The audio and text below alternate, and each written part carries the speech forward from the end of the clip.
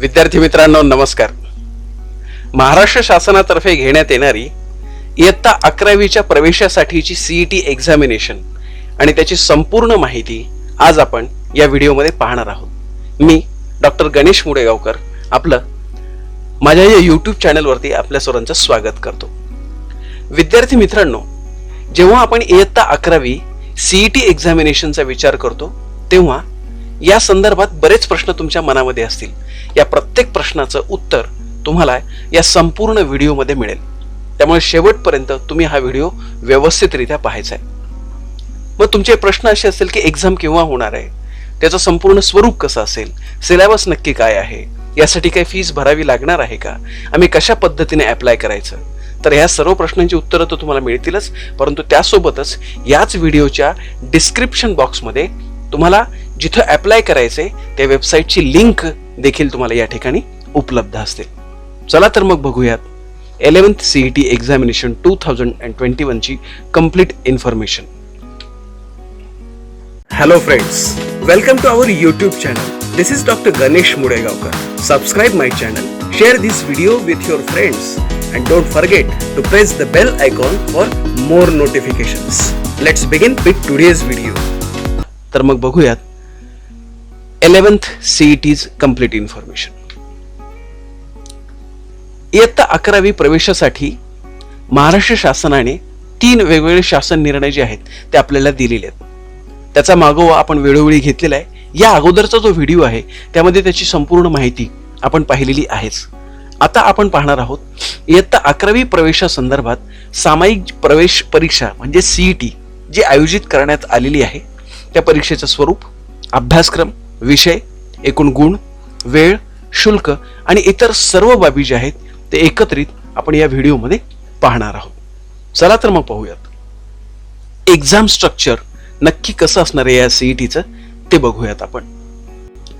परीक्षेचे सर्वसाधारण स्वरूप. इयत्ता 11वी प्रवेशासाठी घेण्यात येणारी सामायिक प्रवेश परीक्षा ही महाराष्ट्र राज्य माध्यमिक व उच्च माध्यमिक शिक्षण मंडळाशी संलग्न असलेल्या सर्व उच्च माध्यमिक शाळा, कनिष्ठ महाविद्यालयांमध्ये प्रवेश घेऊ इच्छिणाऱ्या सर्व मंडळांच्या म्हणजेच राज्य मंडळ असेल, CBSE असेल, CISCE असेल आणि सर्व आंतरराष्ट्रीय मंडळे असतील या सर्वांसाठी आणि माध्यमिक शालांत प्रमाणपत्र इयत्ता 10वी परीक्षेमध्ये उत्तीर्ण किंवा प्रविष्ट झालेल्या विद्यार्थ्यांसाठी आयोजित करण्यात येईल. म्हणजे थोडक्यात काय, ज्या सर्वांना इयत्ता 11वी मध्ये प्रवेश घ्यायचा आहे, मग ते CBSE चे असतील, CISC चे असतील किंवा इतर कुठल्याही बोर्डाचे असतील, त्यांच्यासाठी ही सीईटी असेल. सदर परीक्षा ही विद्यार्थ्यांसाठी पूर्णतः ऐच्छिक असेल.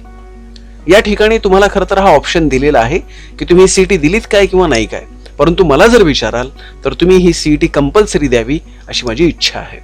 इयत्ता 11वी प्रवेशासाठी सामायिक प्रवेश परीक्षा ही राज्य मंडळाच्या इयत्ता 10वीच्या अभ्यासक्रमावरती आधारित असेल. म्हणजे इयत्ता 10वीचा अभ्यासक्रम, त्यातीलही 4 सब्जेक्ट्स कोणते ते आपण पुढे पाहणार आहोतच, त्यावरती आधारित ही संपूर्ण परीक्षा असणार आहे. सदर परीक्षेसाठी 100 गुणांची एकच प्रश्नपत्रिका किंवा पेपर असेल व परीक्षेचा कालावधी 2 तासांचा राहील.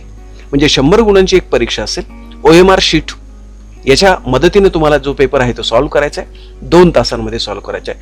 100 गुणांची परीक्षा, 100 प्रश्न आणि 120 मिनिट तुमच्याकडे उपलब्ध असतील. सदर परीक्षेची प्रश्नपत्रिका 8 माध्यमातून उपलब्ध असेल. विद्यार्थ्याने सदर परीक्षेच्या आवेदनपत्रात नोंदवलेल्या माध्यमानुसार त्याला प्रश्नपत्रिका उपलब्ध करून देण्यात येईल. म्हणजे 8 वेगवेगळ्या भाषांमधून आपली हे प्रश्नपत्रिका उपलब्ध असेल. सेमी इंग्रजी या माध्यमाची निवड केलेल्या विद्यार्थ्यांना त्यांनी आवेदन पत्रात निश्चित केलेल्या इंग्रजी व इतर माध्यमाचा विचार करून प्रश्नपत्रिका पुरवण्यात येईल.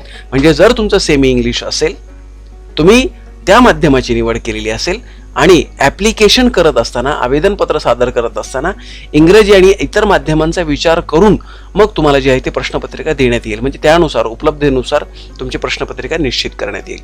सदर सामायिक प्रवेश परीक्षा म्हणजे सीईटी ही ऑफलाईन स्वरूपाची असेल, ऑनलाईन असणार नाही. यासाठी प्रश्नपत्रिकेचे स्वरूप हे वस्तुनिष्ठ बहुपर्यायी स्वरूपाचे म्हणजे multiple choice objective type of questions, ज्याला आपण MCQ असं म्हणतो, या स्वरूपाचे असेल. परीक्षेसाठी प्रश्नपत्रिकेचे स्वरूप, विषय, माध्यम व अभ्यासक्रम. इयत्ता 11वी सामायिक प्रवेश परीक्षा ही राज्य मंडळाच्या म्हणजे महाराष्ट्र शासनाच्या इयत्ता 10वीच्या इंग्रजी, गणित, विज्ञान व सामाजिक शास्त्रे, सामाजिक शास्त्रांमध्येच इतिहास, राज्यशास्त्र आणि भूगोल या 4 विषयांच्या अभ्यासक्रमावरती आधारित असेल. सदर परीक्षेच्या 100 गुणांच्या एकाच प्रश्नपत्रिकेच्या किंवा पेपरमध्ये उपरोक्त 4 विषयांवर प्रत्येकी 25 गुणांचे 100 प्रश्न असतील. सदर गुण विभागणीचा तपशील खालीलप्रमाणे. म्हणजे थोडक्यात तुमची ही गोष्ट लक्षात आली असेल की इंग्रजी, गणित, विज्ञान आणि सामाजिक शास्त्रांमध्ये परत छोटे 3 विषय आहेत, इतिहास, राज्यशास्त्र आणि भूगोल. म्हणजे तसा जर आपण विचार केला तर इंग्लिश, गणित, विज्ञान, इतिहास, राज्यशास्त्र आणि भूगोल या विषयांचा एकत्रितपणे या ठिकाणी विचार केलेला असेल. मग इंग्रजी विषयावरती 25 गुणांचे प्रश्न असतील, गणित भाग 1 आणि भाग 2 वरती 25 गुणांचे प्रश्न, विज्ञान आणि तंत्रज्ञान भाग 1 आणि भाग 2 वरती 25 गुणांचे प्रश्न आणि सामाजिक शास्त्रांवरती 25 प्रश्न आणि त्याच्यावरती परत 25 गुणांचे प्रश्न, असे एकूण 100 गुणांचे प्रश्न तुम्हाला विचारले जातील. विद्यार्थ्याने सदर परीक्षेच्या आवेदन पत्रात नोंदवलेल्या माध्यमानुसार म्हणजे जे मीडियम तुम्ही निवडाल त्यानुसार पुढील 8 माध्यमांपैकी 1 किंवा 2 माध्यमातील प्रश्नांचा समावेश असणारी प्रश्नपत्रिका तुम्हाला उपलब्ध करून देण्यात येईल. कोणत्या कोणत्या माध्यमामध्ये ही प्रश्नपत्रिका उपलब्ध असेल? इंग्रजी, मराठी, गुजराती, कन्नड, उर्दू, सिंधी, तेलुगू आणि हिंदी. सेमी इंग्रजी या माध्यमाची निवड केलेल्या विद्यार्थ्यांना पुरवण्यात येणाऱ्या प्रश्नपत्रिकेमध्ये इंग्रजी, गणित व विज्ञान या विषयांचे प्रश्न इंग्रजी माध्यमातून आणि सामाजिक शास्त्रे म्हणजेच इतिहास, राज्यशास्त्र आणि भूगोल या विषयांचे प्रश्न विद्यार्थ्याने आवेदन पत्रात नमूद केलेल्या अन्य माध्यमातून उपलब्ध असतील. म्हणजे तुम्ही जर म्हटलात की मला इंग्लिश, गणित आणि विज्ञान या 3 विषयांचे प्रश्न जर तुम्ही सेमी इंग्लिशचे असाल तर तुम्हाला ते इंग्लिशमधून मिळतील आणि सोशल स्टडीज सामाजिक शास्त्रांचे प्रश्न मात्र मराठीमधून उपलब्ध असतील किंवा मराठी, गुजराती, कन्नड, उर्दू, सिंधी, तेलुगू, हिंदी या माध्यमातून सुद्धा उपलब्ध असतील. सदर ऑफलाईन परीक्षेसाठी प्रश्नपत्रिकेचे स्वरूप हे MCQ म्हणजेच वस्तुनिष्ठ बहुपर्यायी प्रश्न पद्धतीचे असेल. शासन निर्णयात निश्चित केल्याप्रमाणे राज्य मंडळाच्या इयत्ता 10वीच्या अभ्यासक्रमावरती आधारितच ही CET असणार आहे. या परीक्षेसाठी निश्चित केलेल्या 4 विषयांच्या अभ्यासक्रमातील घटकांचा तपशील म्हणजे याचा पूर्ण अभ्यासक्रम आणि याचे सर्व डिटेल्स आपल्याला या व्हिडिओच्या शेवटी म्हणजेच परिशिष्ट अ मध्ये देण्यात आलेले आहेत. कोविड-19च्या पार्श्वभूमीवर शैक्षणिक वर्ष 2020-21 आणि खरं तर शैक्षणिक वर्षासाठी जो 25% अभ्यासक्रम तुमचा डिलीट करण्यात आलेला होता, वगळण्यात आलेला होता, त्याचा या ठिकाणी विचार करण्यात आलेला नाही. त्यावरती प्रश्न विचारले जाणार नाहीत. मग या परीक्षेसाठी तुम्ही अप्लाय कसं करणार? How to apply? यासाठी आवेदन पत्र सादर कसे करावे याची माहिती या ठिकाणी दिली. 11वी सामायिक प्रवेश परीक्षा ही वैकल्पिक किंवा ऐच्छिक स्वरूपाची असल्याने या परीक्षेस प्रविष्ट होऊ इच्छिणाऱ्या विद्यार्थ्याने परीक्षेसाठी स्वतंत्र आवेदन पत्र भरणे आवश्यक आहे. ही परीक्षा ऐच्छिक असल्यामुळे तुम्हाला या ठिकाणी ऍप्लिकेशन सुद्धा तुम्ही ठरवायचंय करायचं की नाही करायचं. सदर आवेदन पत्र म्हणजे ऍप्लिकेशन भरण्यासाठी मंडळाच्या नीट लक्षात ठेवा ही वेबसाईट जी तुम्हाला डिस्क्रिप्शन बॉक्समध्ये पण असेल http://cet.mh-ssc.ac.in या अधिकृत संकेतस्थळावर जाऊन विद्यार्थ्याने प्रथम इयत्ता 10वीला प्रविष्ट झालेल्या मंडळाचा प्रकार निवडावा. तदनंतर विद्यार्थ्यांना त्यावर दिलेल्या सूचनांचे वाचन करून त्याप्रमाणे कार्यवाही करावी. म्हणजे थोडक्यात काय, या पोर्टलवरती तुम्ही गेल्यानंतर इयत्ता 10वीचं तुमचा बोर्ड कोणतं होतं ते निवडून पुढे दिलेल्या सूचनांनुसार तुम्हाला ऍप्लिकेशन करावे लागेल. आणि या सर्व सूचना तुम्ही वाचल्यानंतर तुम्हाला त्या सर्व सूचना समजलेल्या आहेत हे ऍक्सेप्ट करून पुढे तुम्हाला जावं लागेल.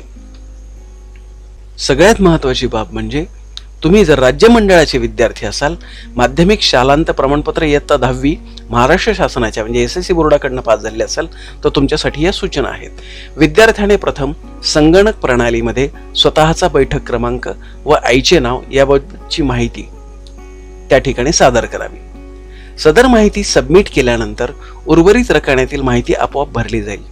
विद्यार्थ्याने दिलेल्या रकान्यात त्याचा ईमेल ID उपलब्ध असल्यास भरावा. विद्यार्थ्याला परीक्षेसाठी माध्यमाची निवड करण्याचा विकल्प देण्यात आलेला आहे. म्हणजे मराठी माध्यम, इंग्रजी माध्यम जेही काही तुमचं असेल ते. इयत्ता 10वीच्या परीक्षेचे माध्यमाप्रमाणे या परीक्षेसाठीचे माध्यम त्याने सदर रकान्यात निश्चित करायचे आहे. विद्यार्थ्याने सेमी इंग्रजीचा विकल्प निवडल्यास त्याला इंग्लिश, गणित व विज्ञान या विषयांच्या प्रश्नांसाठी इंग्रजी माध्यम असेल, तर सामाजिक शास्त्रे मात्र म्हणजे जसं मी तुम्हाला म्हटलं की इतिहास, राज्यशास्त्र आणि भूगोल या विषयासाठी मात्र उर्वरित इतर सात माध्यमांपैकी इतर 7 ज्या भाषा आहेत त्यामध्ये तुम्हाला जी आहे ती प्रश्नपत्रिका मिळेल. सदर परीक्षेसाठी विद्यार्थ्यास त्याच्या तात्पुरत्या किंवा कायमच्या निवासस्थानाच्या पत्त्यानुसार परीक्षा केंद्र मिळण्यासाठी जिल्हा व तालुका किंवा शहराचा विभाग निश्चित करण्याचा विकल्प देण्यात येईल. तो विद्यार्थ्यांनी निश्चित करावा. सदर परीक्षेला प्रविष्ट होणारी विद्यार्थी संख्या विचारात घेऊन सदर विद्यार्थ्यांनी निवडलेल्या तालुक्यासाठी शहरी विभागासाठी मंडळाने निश्चित केलेल्या परीक्षा केंद्रावर कोणतेही एक केंद्र विद्यार्थ्याला परीक्षेसाठी देण्यात येईल. म्हणजे थोडक्यात काय, तुम्ही शहरामध्ये राहत असाल, तालुक्याच्या ठिकाणी राहत असाल किंवा जिल्ह्याच्या ठिकाणी राहत असाल तर त्या ठिकाणी उपलब्ध असणाऱ्या विद्यार्थ्यांच्या संख्येनुसार तुमचे सेंटर्स, एक्झाम सेंटर्स ठरवण्यात येतील. उपरोक्त प्रमाणे माहिती भरल्यानंतर विद्यार्थ्याने आवेदनपत्र म्हणजेच ऍप्लिकेशन सबमिट करावे. तदनंतर विद्यार्थ्याने आवेदनपत्राची प्रिंट काढून जतन करावी. म्हणजे त्यानंतर ते जे ऍप्लिकेशन तुम्ही पूर्णतः सबमिट केलेलं आहे ते डाउनलोड करायचं आणि त्याची प्रिंट आपल्याकडे काढून ठेवायची. उपरोक्त विद्यार्थ्यांना सदर परीक्षेसाठी वेगळे शुल्क भरण्याची आवश्यकता नाही. म्हणजे ज्या विद्यार्थ्यांनी यावर्षी 10वीची परीक्षा दिलेली नाही परंतु त्यांनी 10वीची परीक्षा पास झाली, त्यांचा निकाल लागलाय, त्यांना परत वेगळी फी भरण्याची गरज नाही. आता तुम्ही SSC बोर्डाचे विद्यार्थी नाही आहात, इतर बोर्डाचे विद्यार्थी आहात, मग तुम्ही कशा पद्धतीने ऍप्लिकेशन करणार त्याची माहिती या ठिकाणी बोर्डाने आपल्याला दिलेली आहे. तुम्ही जर अन्य मंडळांमार्फत तसेच राज्य मंडळामार्फत 2021 पूर्वी माध्यमिक शालांत प्रमाणपत्र परीक्षा म्हणजे मागच्या वर्षी तुम्ही जर परीक्षा उत्तीर्ण झाले असाल तर त्यांच्यासाठी ही सूचना आहे. विद्यार्थ्याने संगणक प्रणालीमध्ये दिलेल्या सर्व रकान्यातील माहिती अचूक भरावी. म्हणजे त्या ठिकाणी संपूर्ण माहिती भरणं आवश्यक आहे. विद्यार्थ्याला परीक्षेसाठी माध्यमाची निवड करण्याचा विकल्प देण्यात आलेला आहे. म्हणजे मराठी माध्यम, इंग्रजी माध्यम नक्की काय.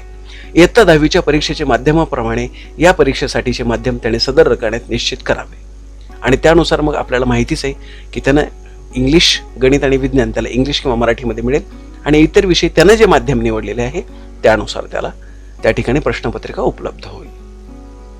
सदर परीक्षेचे सेंटर्स आणि बाकी सर्व गोष्टी याची पण माहिती आपण पाहिलेली आहे. सदर विद्यार्थ्यांबाबत म्हणजे अदर बोर्डच्या विद्यार्थ्यांसोबत खरं तर विद्यार्थ्यांनी ओळखपत्र जे आहे किंवा ओळख पडताळणीसाठी फोटो ID म्हणजे शाळेचे ओळखपत्र, आधार कार्ड, पासपोर्ट साईज फोटो आणि स्वाक्षरीचा नमुना जो आहे तो संगणक प्रणालीवरती अपलोड करणं अनिवार्य आहे. ही गोष्ट लक्षात ठेवणं खूप गरजेचं आहे. दिव्यांग विद्यार्थ्यांनी आवेदनपत्रात दिव्यांगत्वाचा प्रकार निवडून निश्चित करावा. तसेच त्या बाबतीत आवश्यक कागदपत्रे संगणक प्रणालीवरती अपलोड करावीत. म्हणजे जर तुम्ही दिव्यांग प्रकारामध्ये मोडत असाल तर त्यासाठीचे स्वतंत्र कागदपत्र त्या ठिकाणी तुम्हाला जे आहे ते अपलोड करावे लागणार आहे, सादर करावे लागणार आहे. त्यानंतर तुम्ही हे आवेदनपत्र जे आहे म्हणजे ॲप्लिकेशन जे आहे ते डाउनलोड करायचे, त्याची प्रिंट काढायची आणि आपल्याजवळ ते प्रिंट जपून ठेवायची. आणि सगळ्यात महत्त्वाची गोष्ट म्हणजे त्या ठिकाणी या विद्यार्थ्यांसाठी, अदर बोर्डच्या विद्यार्थ्यांसाठी तुम्हाला फी भरणं गरजेचं आहे. ओके, ती ऑनलाईन पद्धतीने तुम्हाला भरावी लागेल. विद्यार्थी मित्रांनो, ही एक्झाम फी नक्की किती असेल? जर समजा तुम्ही महाराष्ट्र शासनाची SSC बोर्डाची परीक्षा याच वर्षी पास झालेली असेल तर तुम्हाला एकही रुपया भरावा लागणार नाही. पण जर अदर बोर्डचे तुम्ही स्टुडंट असाल आणि महाराष्ट्र शासनाच्या इयत्ता 11वीच्या स्टेट बोर्डच्या सर्व कॉलेजेसमध्ये तुम्हाला प्रवेश घ्यायचा असेल तर तुम्हाला मात्र मग फीस भरावी लागेल. मग किती असेल? तर अन्य मंडळाच्या विद्यार्थ्यांना सामायिक प्रवेश परीक्षेसाठी मंडळाने विहित केल्याप्रमाणे 178 रुपये 178 शुल्क उपलब्ध करून दिलेल्या पर्यायाद्वारे ऑनलाईन भरणे आवश्यक राहील. यासाठी debit card, credit card, UPI, net banking किंवा त्याच्यासाठी जे पर्याय उपलब्ध आहेत याद्वारे जे आहे ते तुम्हाला फीस भरणं गरजेचं आहे. मग एक्झाम सेंटर्स आणि हॉल तिकीट या संदर्भात सुद्धा त्यांनी जसं आपण माहिती पाहिलेलीच आहे, या ठिकाणी स्वतंत्रपणे त्यांनी माहिती उपलब्ध करून दिलेली आहे. सदर परीक्षेसाठी विद्यार्थ्याचे परीक्षा केंद्र निश्चित करताना त्याने आवेदनपत्र म्हणजेच ॲप्लिकेशनमध्ये नमूद केलेला जिल्हा व तालुका, शहरी भाग विचारात घेण्यात येईल. म्हणजे तुम्ही कुठला ॲड्रेस दिलेला आहे सरळ त्यावरती ते सर्व तुमचं सेंटर जे आहे ते ठरवण्यात येतील आणि त्यानुसार मग तुमचं जे सेंटर आहे ते फायनल केलं जाईल. प्रवेशपत्र संदर्भात म्हणजेच हॉल तिकीट संदर्भात विद्यार्थ्यांना प्रवेशपत्र मंडळांमार्फत ऑनलाईन पद्धतीने उपलब्ध करून दिले जाईल. सदर प्रवेशपत्र विद्यार्थ्याने डाउनलोड करून त्याची प्रिंट काढून घ्यावी. म्हणजेच हे तुमचे सेंटर्स एकदा फायनल झाल्यानंतर तुम्हाला ऑनलाईन जे हॉल तिकीट आहेत ते परीक्षेच्या अगोदर काही कालावधीत उपलब्ध करून दिले जातील. ते तुम्ही डाउनलोड करून घ्यायचेत आणि त्याची प्रिंट आपण काढून घ्यायची. सदर प्रवेशपत्रावर विद्यार्थ्यांनी माहिती सदोष असल्यास अथवा फोटो नसल्यास या संदर्भातील माहिती पुस्तिकेतील दिलेल्या सूचना विचार घेऊन कार्यवाही करावी. यामध्ये कुठेही जर अडचण असेल तर या संदर्भात एक माहिती पुस्तक उपलब्ध असेल, त्यावरती जाऊन तुम्ही पुढची प्रोसेस जी आहे ती कंप्लीट करायची आहे.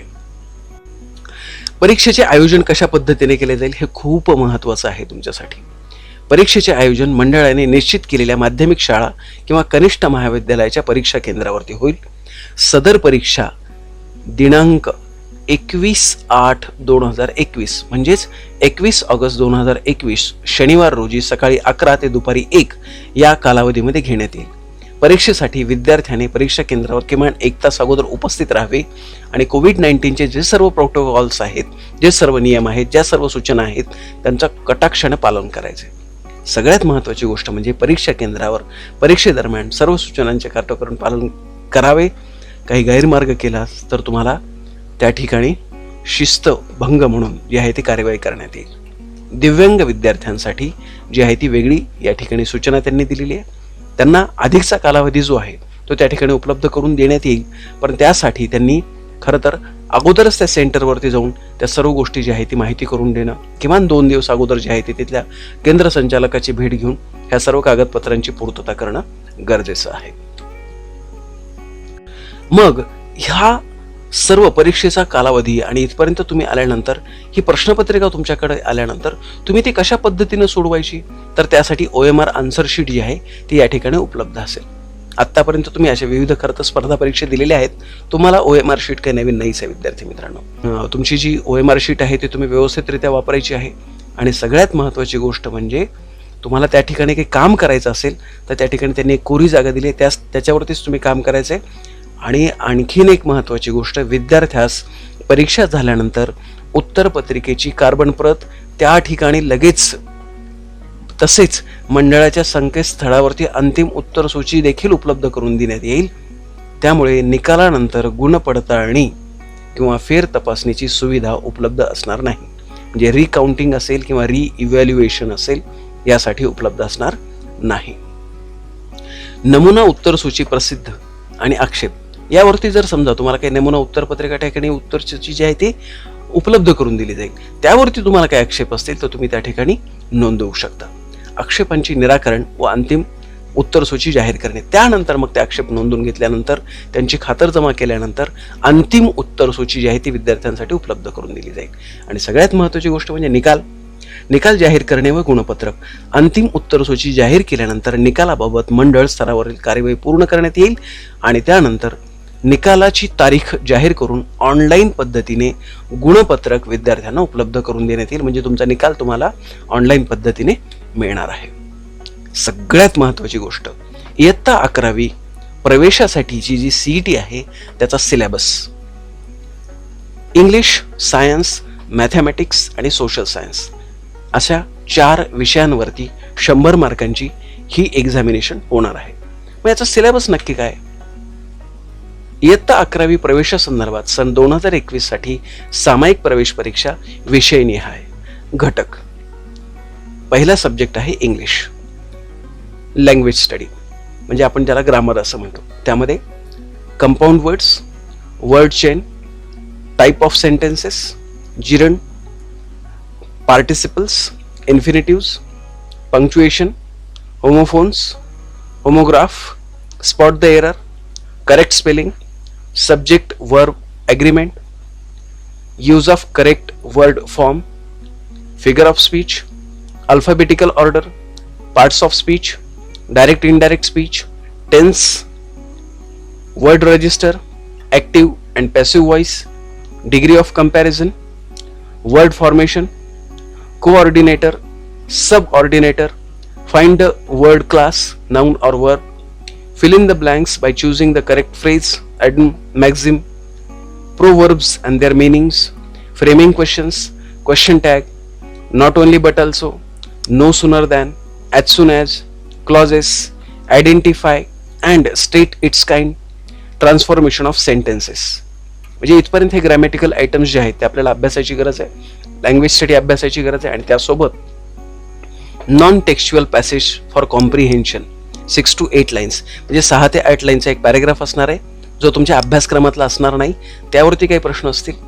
पोएटिक डिव्हायसेस जे आहेत ते तुम्हाला त्या ठिकाणी निवडायचे आहेत, ते पण तुम्हाला माहिती असले पाहिजेत. आणि महत्त्वाची गोष्ट म्हणजे questions based on writing skills. आत्तापर्यंत जे तुम्ही रायटिंग स्किल्स शिकलेले आहेत त्यावरती देखील तुम्हाला इंग्रजी विषयाचे जे असतील ते प्रश्न असतील. इथून पुढे जो सेकंड सब्जेक्ट आहे तो आहे विज्ञान आणि तंत्रज्ञान, सायन्स अँड टेक्नॉलॉजी. त्यातील भाग 1 पार्ट 1 गुरुत्वाकर्षण, मूलद्रव्यांचे आवर्ती वर्गीकरणे, रासायनिक अभिक्रिया व समीकरणे, विद्युत धारेचे परिणाम, उष्णता, प्रकाशाचे अपवर्तन, भिंगे व त्याचे उपयोग, धातू विज्ञान, कार्बनी संयोगे, अवकाश मोहिमा. त्यालाच आपण इंग्लिशमध्ये म्हणतो gravitation, periodic classification of element, chemical reaction and equation, effects of electric current, heat, refraction of light, lenses, metallurgy, carbon compounds and space mission. हा झाला पार्ट 1चा सिलेबस. पार्ट 2 मध्ये आहे अनुवंशिकता व उत्क्रांती, सजीवातील जीवन प्रक्रिया भाग 1, सजीवातील जीवन प्रक्रिया भाग 2, पर्यावरणीय व्यवस्थापन, हरित ऊर्जेच्या दिशेने, प्राण्यांचे वर्गीकरण, ओळख सूक्ष्म जीवशास्त्राची, पेशी विज्ञान व जैवतंत्रज्ञान, सामाजिक आरोग्य, आपत्ती व्यवस्थापन म्हणजेच heredity and evolution, life process in living organisms part 1, life processes in living organisms part 2, environmental management towards green energy, animal classification, introduction to microbiology, cell biology and biotechnology, social health and disaster management. हा झाला complete विज्ञान आणि तंत्रज्ञानाचा अभ्यासक्रम. गणित म्हणजेच mathematics, यातील गणित भाग 1 किंवा बीजगणित आपण ज्याला म्हणतो, अल्जेब्रा ज्याला म्हणतो, 2 चलातील रेषीय समीकरणे, लिनियर इक्वेशन्स इन 2 व्हेरिएबल्स, वर्ग समीकरणे, क्वाड्रॅटिक इक्वेशन्स, अंकगणित श्रेणी, अरिथमॅटिक प्रोग्रेशन, संभाव्यता प्रोबॅबिलिटी.